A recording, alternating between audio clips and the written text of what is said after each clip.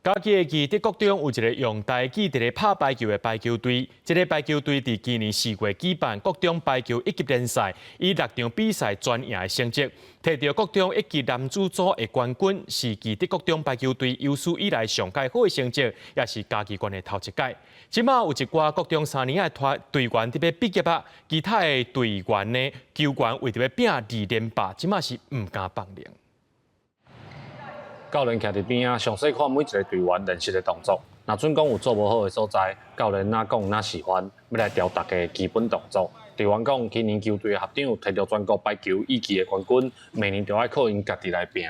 刷来学长因毕业了后，我希望阮会使利用比赛啊，搁有练习的机会来增加咱的默契。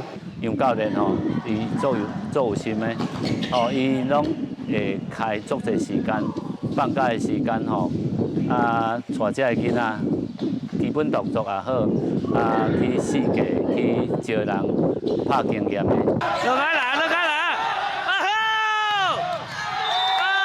中国有6个出手，互对手无法度来防守。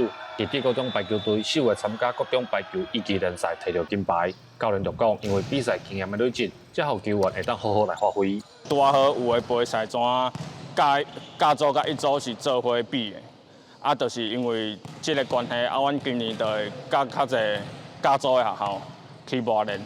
甲组拢会比一组较好，程度会较好。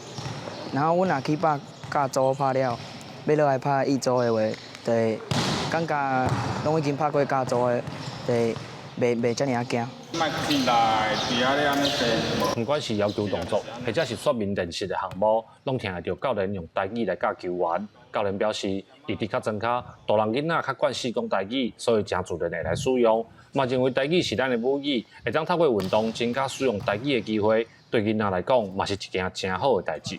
记者林慧婷，嘉义报道。